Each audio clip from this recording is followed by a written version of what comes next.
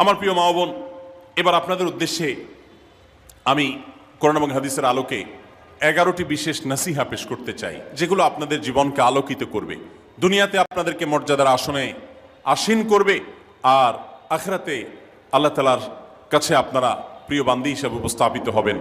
আল্লাহর কাছে আল্লাহর প্রিয় বান্দী হিসাবে উপস্থাপিত হয়ে জান্নাত লাভ করতে পারবেন। এরকম 11টি পরামর্শ বা নাসিহা আপনাদের প্রতি আমার। নাম্বার 1, কোরআন এবং হাদিসের জ্ঞান অর্জন করা। এটা সকল পুরুষ এবং নারী সকলের জন্য ফরজ। কোরআন এবং হাদিসের জ্ঞান অর্জন করা আমাদের জন্য ফরজ। আমরা অনেকেই আছি যারা ইসলামের ফরজ বিধিবিধানগুলো জানি না। আমাদের যেগুলো অবশ্য কর্তব্য সেগুলো আমরা অনেকে জানি না, শুধু নামে মুসলমান। গতানুগতিক কিছু কাজ করি, হাতে গোনা কিছু ইসলামের নামে কাজ করি, বাস মনে করেছি আমি মুসলমান হয়েছি। আপনাকে ঈমান সম্পর্কে জানতে হবে। আপনার ঈমান কিভাবে আনতে হবে, কি কোন কোন বিষয়ের প্রতি বিশ্বাস থাকতে হবে, কি বিশ্বাস থাকতে হবে, আল্লাহ সম্পর্কে বিশ্বাস থাকতে হবে। ঈমান সম্পর্কে অনেক ভুল ধারণা আমাদের আছে। আমরা আল্লাহ সম্পর্কে বিস্তারিত জানি না, আখিরাত সম্পর্কে জানি না, নবী রাসূল সম্পর্কে জানি না। এগুলো সম্পর্কে সঠিক জ্ঞান অর্জন করতে হবে। 5 ওয়াক্ত নামাজ এর বিধিবিধানগুলো, কখন কোনটা পড়তে হয়, ওয়াক্ত কখন থাকে কখন যায়, অনেক মহিলা আছেন জানেন না, অনেক নারীরা আছেন, অনেক পুরুষরা আছেন জানেন না। এগুলো জানতে হবে। ইসলামকে জানাটা অনেক গুরুত্বপূর্ণ। আর জানার জন্য কোরআনে কারীম বুঝে পড়বেন, হাদিস বুঝে পড়বেন, মাসলা মাসাইলের বই পুস্তক বুঝে পড়বেন ওলামাদের তত্ত্বাবধানে থেকে, এবং কোরআন এবং হাদিস শেখার যত ভালো আয়োজন উদ্যোগ আছে সেগুলোতে শামিল হবেন, জ্ঞান অর্জন করবেন। এটা ইসলামের গুরুত্বপূর্ণ একটা ব্যাপার। জ্ঞান অর্জন যদি না করেন তাহলে আপনি ইসলামের কোনো কাজ করতে পারবেন। ইসলামের সব কিছুর আগে হলো জ্ঞান অর্জন করা। সব কিছুর আগে ইসলাম সম্পর্কে ইলম অর্জন করতে হবে, কোরআন হাদিসের নলেজ অর্জন করতে হবে। নাম্বার 2, 5 ওয়াক্ত নামাজ। নবী সাল্লাল্লাহু আলাইহি সাল্লাম জান্নাতে, মেয়েদের জান্নাতে যাওয়ার শর্টকাট যে সিলেবাস দিয়েছেন, শর্টকাট যে ওয়ে বলেছেন, 4টা শর্ত দিয়েছেন। এর মধ্যে থেকে একটা হলো 5 ওয়াক্ত নামাজ ঠিকঠাক মতো যদি আদায় করেন। অনেক মহিলারা আছেন জোহরের নামাজ আসরের সময় গিয়ে আদায় করেন, আসরের কাছাকাছি আদায় করেন, কারণ গৃহস্থলী কাজে ব্যস্ত থাকেন, রান্নাবাড়ার কাজে ব্যস্ত থাকেন, গা গোসল নিয়ে ব্যস্ত থাকেন। করছি করে এই রান্নাবাড়া করা, সবাইকে খাবার দাবার দেওয়া, ছেলে মেয়েকে খাবার দাবার দেওয়া, ঘর ইত্যাদি মোছা ধোয়া, এগুলো করতে করতে, নিজের গোসল টোসল করতে করতে 3টা 3:30 বেজে যায়। অনেক সময় আসরের ওয়াক্তের কাছাকাছি গিয়ে তারপর জোহরের নামাজ আদায় করেন। খুবই গর্হিত একটা কাজ। আমার মা বোনরা সতর্ক থাকবেন এ ব্যাপারে, যে নামাজ সময় মতো আদায় করতে হবে। শয়তান আপনাদেরকে একটা ভুল কথা বলে ধোঁকা দেয়, সেটা হলো যে আমি রান্নাবাড়া করছি যে পোশাকে, এই পোশাকে কিভাবে নামাজ পড়বো, তাহলে আমি গোসল টোসল করে একটা নামাজ পড়বো। আর গোসল তো আর সহজে করা হয় না। রান্নাবাড়ার পরে সবাই বাড়ায় খাওয়াই দেওয়া, এরপরে ঘর দুয়ার পরিষ্কার করা, এরপরে সব কাজ শেষে গোসল করা, তারপরে গোসল করে এসে নামাজ পড়া, এসব করতে করতে শয়তান আপনার নামাজটা অনেক পিছায়া দেয়। মনে রাখবেন, আপনি যে পোশাকে কাজ করতেছেন ওই পোশাকে যদি দুর্গন্ধ না থাকে, খারাপ না থাকে, ভালো পোশাক হয়, তো ওই পোশাকে আপনি নামাজ পড়তে পারবেন। দুর্গন্ধ থাকলেও শরীরকে ফ্রেশ করার ব্যবস্থা আছে, আপনি ফ্রেশ করে আপনি নামাজে দাঁড়ায় যাবেন, এরপর নামাজ পড়ে বাকি কাজ করবেন। নামাজকে বলবেন না যে আমার অনেক কাজ আছে, এগুলো শেষ করে নামাজ পড়বো। শয়তান আমাদেরকে ধোঁকা দেয়। এই জন্য মা বোনরা 5 ওয়াক্ত নামাজ সময় মতো আদায় করবেন, ঠিকঠাক মতো আদায় করবেন। অনেক মা বোনরা আপনারা নামাজ পড়েন, নামাজ হয় না। বাংলাদেশে বেশিরভাগ মহিলাদের, নারীদের মধ্যে একটা ভুল আছে নামাজ প্রসঙ্গে, সেটা হলো যে নামাজের মধ্যে সতরটা ভালো করে ঢাকেন না। সতর কি? মেয়েদের নামাজের মধ্যে মুখমণ্ডল ছাড়া, 2 হাতের কবজি ছাড়া তাদের মাথা থেকে পা পর্যন্ত পুরো শরীর তারা ঢেকে রাখবে। আজকাল নামাজের ওড়না পাওয়া যায়, এই ওড়নাগুলো পড়লে এই মুখমণ্ডল ছাড়া 2 হাত এক সহকারে ঢাকা থাকে, এভাবে ঢেকে রাখতে হবে।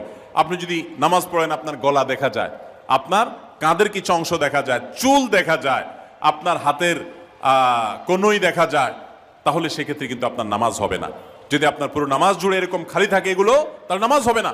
অনেক বোনরা এটা জানেন না, তাহলে নামাজটা ঠিকঠাক মতো পড়তে হবে। জান্নাতে যাওয়ার জন্য এটা পূর্ব শর্ত। নাম্বার 2।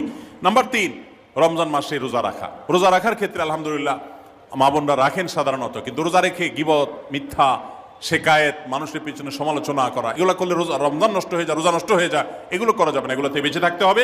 সেই সাথে অনেক মা বোন আছেন একটু সন্তান গর্ভে আসছে, কিন্তু সন্তান দুধ কিংবা সন্তান দুধ পান করে, এই অজুহাত দিয়ে তিনি দেখা যায় যে রমজানের রোজা ঠিক মতো রাখেন না। এটা ভুল। বরং সামান্য একটু ঠুনকো অজুহাতে রমজানের রোজা বাদ দেওয়া যাবে না। যতক্ষণ পর্যন্ত শক্তি সামর্থ্য আছে রমজান রোজা ঠিক মতো রাখতে হবে। নাম্বার 3। 4 নম্বর হলো স্বামীর আনুগত্য করা। আমি সবসময় বলি এটা হলো মহিলাদের জন্য তিতা করল্লার আমল। তিতা করল্লা দিয়ে জুস বানায় খাওয়ানো, এটা যেরকম কষ্টের কাজ মানুষের জন্য, ঠিক একইভাবে মহিলাদের জন্য স্বামীর কথা শোনাটা এরকম কষ্টের কাজ। অনেক মহিলা আছে নামাজ পড়তে রাজি আছি, রোজা রাখতে রাজি আছি, তাসবিহ তাহলিল করতে রাজি আছি, কোরআন পড়তে রাজি আছি, মগর পুরুষের স্বামীর কথা শুনবো না। কেন তার কথা শুনবো কেন? আমি কি কম বুঝি? এই মানসিকতা আজ পশ্চিমা অপসংস্কৃতির যে ছোঁয়া আমাদের সমাজে এসেছে, লেগেছে, এটার কারণে আমাদের মা বোনদের মধ্যে তৈরি হয়েছে। এটা কখনো আমাদেরকে সুখী করতে পারে না। একটা ছোট মুদি দোকানেও একজনকে দায়িত্বশীল মানতে হয়, একজন মালিক হয়, আরেকজন অধীনস্থ হয়, একজন ম্যানেজার হয়, আরেকজন তার কর্মী হয়। এতটুক চেইন অফ কমান্ড যদি ঠিক না থাকে, তাহলে একটা ছোট দোকানও সুশৃঙ্খলভাবে চলতে পারে না, সেটাও বিশৃঙ্খল হয়ে যাবে। তাহলে একটা সংসার, একটা পরিবারে একজনকে মুরব্বী না মানলে কিভাবে সেটা চলতে পারে? অবশ্যই একজন নারী তার স্বামীকে অভিভাবক মানবেন, মুরব্বী মানবেন, তাকে মেনে চলবেন। শুধু ইসলামই বলে নাই, পশ্চিমা দুনিয়ার মানুষরাও স্বীকার করে। সব একটা আত্মজীবনীমূলক লেখা ধারাবাহিকভাবে বাংলাদেশে একটি জাতীয় গণমাধ্যমে প্রকাশ হয়েছে অনেক বছর আগে, আমি পড়েছি। সেখানে তিনি পরিষ্কার করে বলেছেন যে আমার দাদি নানীরা পারিবারিক জীবনে যতটা সুখী ছিল, এখন আমাদের স্ত্রী, আমাদের মেয়েরা ততটা সুখী না। অথচ তাদের এত বেশি শাড়ি চুড়ি, এত বেশি সাজগোজ, এত বেশি সুখ সমৃদ্ধির উপকরণ ছিল না আজকের মেয়েদের যতটা আছে। পারিবারিক শান্তি তখন যতটা ছিল, এখন তার ধারে কাছেও নেই। এর অন্যতম কারণ হলো এটি যে আমরা পশ্চিমা অপসংস্কৃতির ছোঁয়ায় পড়ে শয়তান আমাদেরকে অতিরিক্ত স্বাধীনতার নাম দিয়া আমাদেরকে বলগাহীন স্বাধীনতার পথে নিয়ে গেছে, যেটা আমাদের ধ্বংস ডেকে এনেছে। এজন্য একজন গার্ডিয়ান, একজন অভিভাবক পরিবারে থাকতে হবে, তাকে মানতে হবে। আপনি নারী হিসাবে আপনার স্বামীটাকে যদি মনে হয় একটু বোকা কিসিমের, সে বুঝে না, আপনি অবশ্যই ডেফিনেটলি আপনি তাকে বুঝাবেন, আপনি তাকে আপনার মতামত বলবেন, তারও কর্তব্য আপনার মতামত গ্রহণ করা। কিন্তু এর মানে এই না যে আপনি তাকে ডিনাই করবেন, পাত্তা দিবেন না, অবজ্ঞা করবেন, তার কাছে জিজ্ঞেস করা ছাড়া যেদিক সেদিক যাবেন, যা খুশি তা করবেন, এটা উচিত না। আপনার জান্নাতে যাওয়ার প্রয়োজনে ওই যে তিতা করল্লা বলেছি, সে যদি কোনো দিক থেকে তাকে মানতে আপনার কষ্ট হয়, আপনার থেকে সে পিছিয়ে আসে বুদ্ধিতে জ্ঞানে, তারপরে একটু কষ্ট করে ঢোক গিলেন, একটু কষ্ট করে সবর করেন, শুধুমাত্র জান্নাতের আশায় আল্লাহ তাআলা আপনাকে মর্যাদা দিবেন, দুনিয়াতে বড় করবেন, আখিরাতে বড় করবেন। অনেক সময় দেখা যায় পুরুষতান্ত্রিক সমাজে আমাদের দেশে দেখা যায় যে পুরুষদের নানা অনাচারে মেয়েরা অতিষ্ঠ হয়। একটু সবর করেন, সন্তান সন্ততি বড় হবে, তখন আর পুরুষের এই সমস্ত জুলুম থাকবে না, পুরুষ তখন দৌড়ের উপরে থাকবে। এই বাস্তবতা আমরা প্রত্যেকটা মানুষ উপলব্ধি করার কথা। অতএব মুসলিম নারীদের অত্যন্ত গুরুত্বপূর্ণ আরেকটি বিষয় হলো 4 নম্বর যেটি বললাম, স্বামীর আনুগত্য করা। যতটুকু সম্ভব তার সর্বোচ্চ আনুগত্য করার চেষ্টা করতে হবে, যতক্ষণ তিনি কোরআন হাদিসের কথা বলেন। স্বামী যদি কোনো অন্যায় কথা করতে বলেন, তাহলে তখন আর তার কোনো কথা শোনা যাবে না। নাম্বার 5, একজন মুসলিম নারীর জন্য তার ইজ্জতের হেফাজত অত্যন্ত গুরুত্বপূর্ণ ব্যাপার। এমন একটা সমাজে আমরা বসবাস করতেছি, পাঠ্য বইয়ে শিক্ষার নামে আমাদের সন্তানদের চরিত্র নষ্ট করে দেওয়া হচ্ছে, বিবাহ বহির্ভূত সম্পর্ক করতে তাদেরকে উস্কানি দেওয়া হচ্ছে, শিক্ষার নামে কুশিক্ষা দেওয়া হচ্ছে, যার কারণে আমার সন্তান নষ্ট হয়ে যাচ্ছে। এই জন্য আমি বলি, এমন যুবক, এমন যুবতী আজকাল সোনার হরিণ হয়ে গেছে। হাজারে 10 জন যুবক পাওয়া যাবে কিনা সন্দেহ, যেই যুবক বুকে হাত রেখে বুক টান টান করে আল্লাহর শুকরিয়া আদায় করে বলতে পারবে তার যৌবনে কোনো হারাম স্পর্শ সে করে নাই, কোনো হারামের কাছে সে যায় নাই, তার চরিত্রকে সে হেফাজত করেছে, কোনো গুনাহে সে লিপ্ত হয় নাই, এরকম কথা বলার মতো যুবক খুব বেশি নাই আমাদের সমাজে। ধ্বংস করে ফেলা হয়েছে বিনোদনের নামে, শিক্ষার নামে, নানা নামে। এগুলো আমাদের দেশের সংস্কৃতি ছিল না। এদেশের মুসলমান তো বটে, এদেশের হিন্দুরাও পারিবারিক এই বন্ধনের মধ্যে থেকে তারা তাদের চরিত্রকে হেফাজত করে বৈবাহিক সম্পর্ক ছাড়া কোনো প্রকার সম্পর্কের মাধ্যমে তাদের যৌন আকাঙ্ক্ষাকে মেটায় না।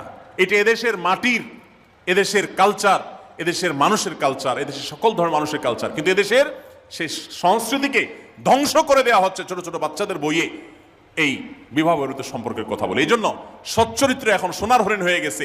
নবী সাল্লাল্লাহু আলাইহি সাল্লাম বলেছেন, মাইয়াজমান লি মা বাইনা লিহিয়াইহি ওয়া মা বাইনা রিজলাইহি আদমান লাহুল জান্নাহ। যে ব্যক্তি তার 2 চোয়ালের মাঝখানের অঙ্গ অর্থাৎ মুখ, আর যে ব্যক্তি তার 2 রানের মধ্যবর্তী অঙ্গ, তার লজ্জাস্থানকে হেফাজত করবে, অন্যায় খাতে ব্যবহার করবে না, এটার সংরক্ষণের দায়িত্ব এবং গ্যারান্টি যে ব্যক্তি নিজের ব্যাপারে নিজে নিবে, নবী সাল্লাল্লাহু আলাইহি ওয়াসাল্লাম বলেছেন, আমি তার জন্য জান্নাতের দায়িত্ব নিয়ে নিলাম। যে এটা 2টার দায়িত্ব নিতে পারবে, আমি তার জান্নাতের দায়িত্ব নিলাম। এবং নবী সাল্লাল্লাহু আলাইহি ওয়াসাল্লাম আরো বলেছেন, আকসারু মা ইউদখিলুন নাস আন-নার, মানুষকে সবচেয়ে বেশি জাহান্নামে নিয়ে যায় কোন জিনিসে? আল ফামু আল ফরজ, এই 2টি অঙ্গ, মুখ এবং লজ্জাস্থান। এই জন্য মা বোনরা, অনেকে আপনাদেরকে অনেক প্ররোচনা দিবে, অনেক গুনাহের পথে আহ্বান করবে। আপনাদের মেয়েরা স্কুল কলেজে পড়তে গেলে সেখানে অনেক অন্যায় আবেদন শুনবে, হারামের আহ্বান শুনবে, তাদেরকে সুশিক্ষা দিবেন যে আল্লাহ তাআলা তোমাকে যে চরিত্র দিয়েছে, এই যৌবন দিয়েছে, এটাকে যেখানে সেখানে ব্যবহার করলে হবে না। কিয়ামতের ময়দানে যুবকদেরকে আলাদা করে জিজ্ঞাসা করা হবে, তোমার যৌবনকালে কি করছো সেটা বলো, বুড়া বয়সে এসে কি করছো এটা ইম্পর্টেন্ট না, যৌবনকালে কি করে আসছো সেটার হিসাব দাও। যৌবনকে হেফাজত করার গুরুত্ব এত বেশি, আল্লাহ আলাদা করে জিজ্ঞাসা করবেন। এই জন্য মা বোনদের কর্তব্য তাদের মেয়েদেরকে, ছেলেদেরকে অসৎ চরিত্রতা থেকে হেফাজত করবেন, সংরক্ষণ করবেন, তাদেরকে বুঝাবেন, তাদেরকে সেভাবে বড় করবেন যে বিয়ে শাদীর মাধ্যমে, সাংসারিক জীবনের মাধ্যমে তোমরা তোমাদের এই জীবনকে তোমরা উপভোগ করবে। আল্লাহ তাআলা তোমাদের জন্য যে নেয়ামত রেখেছেন সেই নেয়ামত তোমরা পাবে, কিন্তু অবৈধ উপায়ে কখনো তোমরা সেদিকে পা বাড়াবে না। যারা বাড়ায় তাদের দুনিয়াতেই ধ্বংস হয়, আখিরাত তো আছেই। এই অবৈধ সম্পর্ক করে সুখে থাকে খুব কম মানুষ।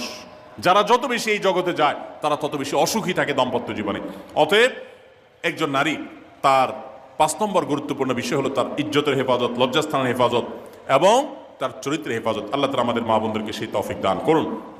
অনেক সময় দেখা যায় যে সবই ঠিক আছে, আপনি সোশ্যাল মিডিয়াতে পুরুষের ছবি দেখে, ভিডিও দেখে আপনি হারাম আনন্দ পাচ্ছেন, আপনি ইমোতে, হোয়াটসঅ্যাপে, মেসেঞ্জারে বিভিন্ন পুরুষের সাথে অপ্রয়োজনীয় চ্যাটিং করছেন, কথা বলছেন, এবং সেখানে এই বেহুদা কথা থেকে অনেক অনাচার হয়ে যায়, অনেক সংসার ভেঙে যায়, অনেক পরকীয়া হয়, অনেক সংসার ধ্বংস হয়।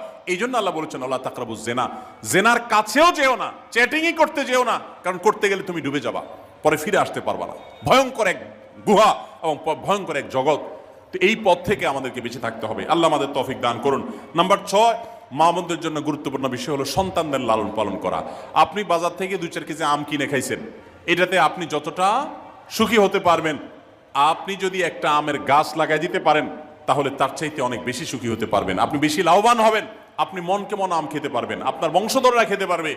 নিজে আমল তো করবেনই মায়েরা, বোনেরা, পাশাপাশি সন্তানদেরকে যদি আল্লাহ ভীরু বানান, মুত্তাকি বানান, পরহেজগার বানান, কোরআন হাদিস শিখান, তাদেরকে যদি পর্দা শিখান, তাদেরকে যদি চরিত্র হেফাজত শিখান, তাদেরকে যদি ভালো মানুষ বানানো শিখান, তাহলে আপনি আম গাছ লাগানোর মতো ফলের গাছ লাগাই গেলেন, সওয়াবের গাছ লাগাই গেলেন, দুনিয়া থেকে চলে যাবেন।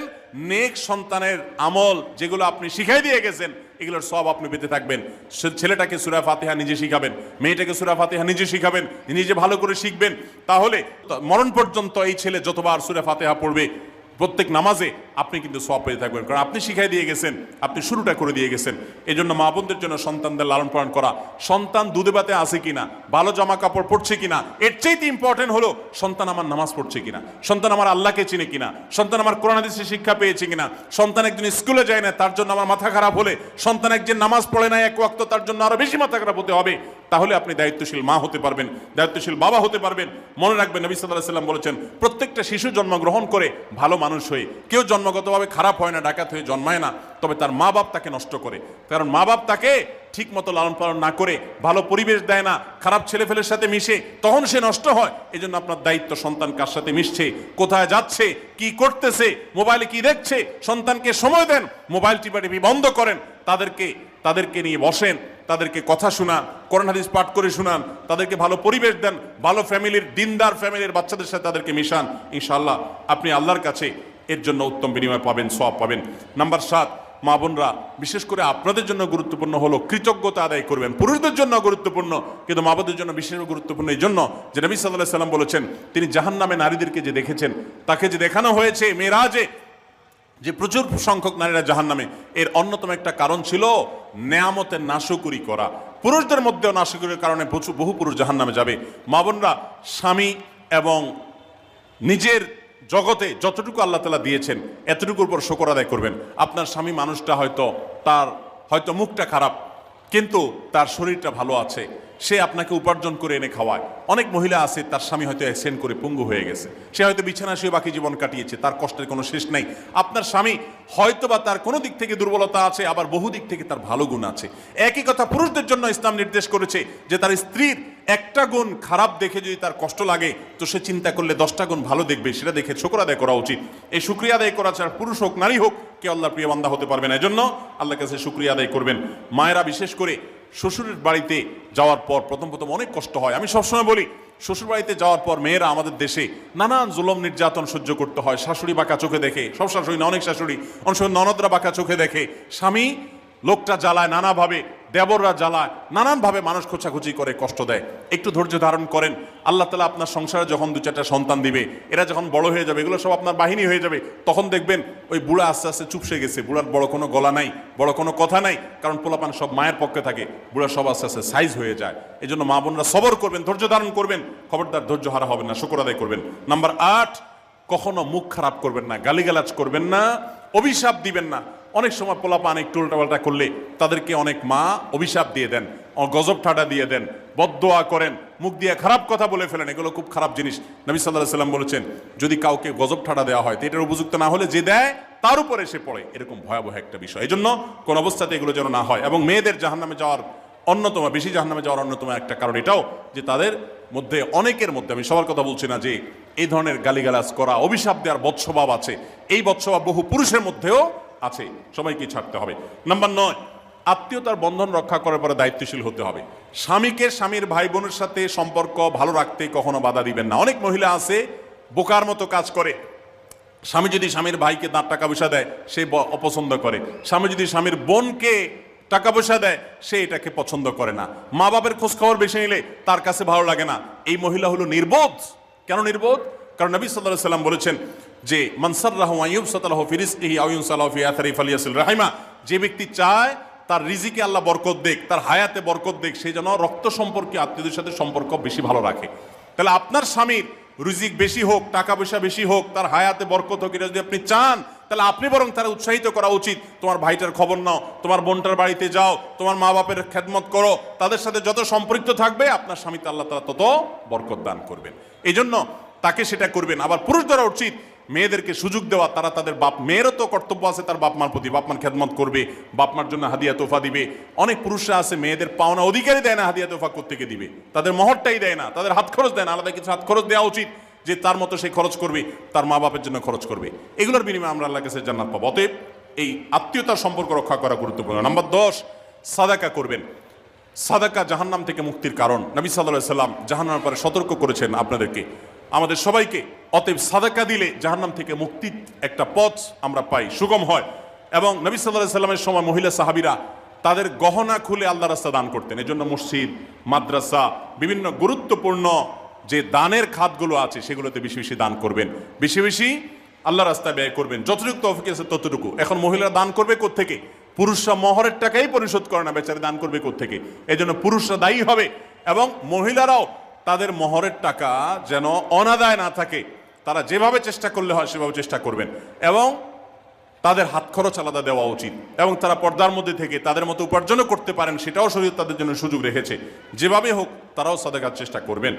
11 নম্বর সর্বশেষ হলো সময়ের অপচয় করবেন না। এখন এমন একটা সময় চলছে বেশিরভাগ মানুষ জাহান্নামে যাবে, যেই কারণে আজকের যুগে সবচেয়ে বেশি আমরা বিপদগামিতার মুখে যাচ্ছি, যে কারণে সেটার অন্যতম হলো এই স্মার্টফোনের অপব্যবহার। আমরা অনেকে আছি টেলিভিশনের বিভিন্ন সিরিয়ালে আসক্ত, অনেকে আছি বিভিন্ন নাটক সিনেমায় আসক্ত, অনেকে আছি ফেসবুক এবং ইউটিউবে এগুলোতে আসক্ত। বিশেষ করে মা বোনদেরকে বলছি, অনেকেই আছেন এখনো রিমোট ছাড়া তার পেটের ভাত হজম হয় না, সারাদিন রিমোট হাতে বসে থাকেন, একটা পর একটা সিরিয়াল এবং চ্যানেল পাল্টাতে থাকে। মনে রাখবেন, সফল ইমানদার হতে হলে এই অনর্থক কাজ না ছাড়লে আপনি সফল ইমানদার হতে পারবেন না। অনেকে নামাজে পড়ে আবার সিরিয়ালও দেখে, অনেকে আছেন ফেসবুকে ঘন্টাকে ঘন্টা, ইউটিউবে ঘন্টা ঘন্টা সময় নষ্ট করেন। এর জন্য আল্লাহর কাছে জবাবদিহি করতে হবে। কিয়ামতের ময়দানে আল্লাহ তাআলা কয়েকটা প্রশ্ন উত্তর দেওয়া ছাড়া একজন মানুষকেও নড়তে দিবেন না। এর ভিতরে একটা হলো যে তোমার সারা জীবনে কি অর্জন করেছো। সময়ের অপচয় করা যাবে না। সময় হলো জীবনের সবচেয়ে মূল্যবান সম্পদ। অতএব আল্লাহ তাআলা আমাদের সবাইকে জীবনের এই অমূল্য সম্পদ সময়কে সংরক্ষণ করার তৌফিক দান করুন। মা বোনরা, আপনাদেরকে আমি আল্লাহর ওয়াস্তে উপদেশ করতেছি, যারা বদভ্যাস আছে ফেসবুক ইউটিউবে ঘন্টা ঘন্টা পড়ে থাকার, প্রয়োজনে এগুলো সব ডিলিট করে দেন মোবাইল থেকে। প্রয়োজনে আপনি এই মোবাইল বিক্রি করে বাটন ফোনে চলে যান। নিজের বদভ্যাসকে নিয়ন্ত্রণ করতে না পারলে প্রথমে চেষ্টা করেন, এরপর না পারলে প্রয়োজনে বাদ দিয়ে দেন। আল্লাহর জন্য যদি ত্যাগটা করেন, কিয়ামতের মধ্যে বলতে পারেন, আল্লাহ গুনাহ থেকে বাঁচার জন্য, তোমাকে খুশি করার জন্য আমি স্মার্টফোন পর্যন্ত রাখি নাই, বাটন ফোনে চলে গেছি। আল্লাহ তাআলা খুশি হবেন ইনশাআল্লাহ বিইذনিল্লাহ। বহু মায়েরা তাদের সন্তান নষ্ট হয়ে যাচ্ছে এই মোবাইলের আসক্তি, সিরিয়ালের আসক্তির কারণে। তাদের স্বামীর সাথে সম্পর্ক নষ্ট হয়ে যাচ্ছে এই সমস্ত আসক্তির কারণে। অনেক গুনাহের পথে তারা চলে যাচ্ছেন এই সমস্ত আসক্তির কারণে। এই জন্য এগুলোকে নিয়ন্ত্রণ না করলে আপনি কখনো নেককার হতে পারবেন না। আপনার সন্তানকে মোবাইল দেখে খাওয়াবেন না। আমি আমার সন্তানকে মোবাইল দেখে খাওয়াই না। আমরা সব জায়গায় বলি মোবাইল দেখা, কার্টুন দেখায়, মোবাইল দেখায় বাচ্চাকে খাওয়াবেন না। বাচ্চা কাচ্চা এখন ক্রেজি হয়, আধপাগল কিসিমের হয়, জিদি হয়, বদমেজাজি হয়, ভাঙচুর করে। কেন হয়? কারণ সারাদিন আপনি ওর মোবাইলে কি দেখান? কার্টুন দেখান। কার্টুন মানে কি? মার মার, কাট কাট, হ্যাঁ, সবকিছু ধ্বংস করে ফেলা, গুলি করা, বোমা মারা, হ্যাঁ, সাপ হয়ে সব খেয়ে ফেলা, এটাই তো। এগুলো বাচ্চাদেরকে ক্রেজি করে, বাচ্চাদেরকে মানসিকভাবে অসুস্থ করে, ধ্বংস করে দেয়। তাদেরকে ফিজিক্যাল খেলাধুলা, শারীরিকভাবে করতে পারে এরকম খেলাধুলার ব্যবস্থা করেন, দৌড়াদৌড়ি করার ব্যবস্থা করেন। বাচ্চারা সুস্থ থাকবে, ভালো থাকবে। মোবাইল থেকে তাদেরকে বাঁচান, টেলিভিশন থেকে তাদেরকে বাঁচান, এবং কার্টুন থেকে, ভিডিও গেমস থেকে তাদেরকে বাঁচান। না বাঁচাতে পারলে আপনার দুনিয়া আখিরাত সব ধ্বংস হয়ে যাবে। অতএব আজকের এই মাহফিল থেকে আসুন, প্রতিজ্ঞা করি যে আমরা সময় নষ্ট করব না, সময়ের অপচয় করব না, প্রয়োজন ছাড়া মোবাইল হাতাহাতি ঘাটাঘাটি করব না, ঘন্টায় ঘন্টা মোবাইলকে সময় দিব না।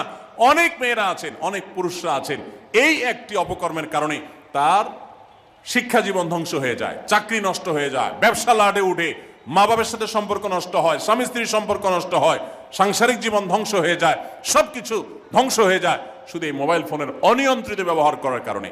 যারা মোবাইলকে নিয়ন্ত্রণ করতে পারেন না, ডাইরেক্ট হয়ে গেছেন, সারাক্ষণ হাতে মন চায়, তারা একটা শক্ত সিদ্ধান্ত নেন, প্রয়োজন আমি স্মার্টফোন বিক্রি করে দিব।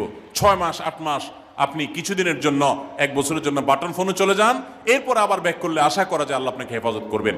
এবং ইসলামের নাম দিয়ে, অনেকে বলে আমি ইউটিউবে ওয়াজ শুনি, ফেসবুকে ওয়াজ শুনি, ওয়াজের নাম দিয়া আপনি যে কি করেন কি না করেন সেটা আপনার আরশের মালিক সবই জানেন। অতএব যে ওয়াজ শুনতে গিয়ে আপনার আকাম কুকাম করা লাগে, খারাপ জিনিস দেখা লাগে, ওই ওয়াজ শোনার কথা আপনাকে ইসলাম বলে নেই। আল্লাহ তাআলা আমাদের সবাইকে সবগুলো বিষয় আমল করার তৌফিক দান করুন। আমরা আবারও বলছি, আজকে আমাদের মা বোনদেরকে লক্ষ্য করে বিশেষ করে যে 11টি করণীয় আপনাদের জীবনকে সোনালী জীবনে পরিণত করতে পারে, আপনাদের জীবনটাকে সমৃদ্ধ করতে পারে, সুখী করতে পারে, এবং আল্লাহর কাছে আপনাদেরকে জান্নাতের উপযুক্ত করবে। কিয়ামতের ময়দানে সুন্দর হাসি, সুখের হাসি, তৃপ্তির হাসি আপনাদেরকে হাসাবে ইনশাআল্লাহ। সেই 11টি নসিহা, সেই 11টি বিষয়ের প্রথমটি হলো কোরআন এবং হাদিসের জ্ঞান অর্জন করবেন। অনেক ভালো ভালো বই আছে কোরআন হাদিস ভিত্তিক, সেগুলো পড়বেন। দিন শিক্ষার যত আয়োজন আছে সেগুলোর সাথে সম্পৃক্ত হবেন।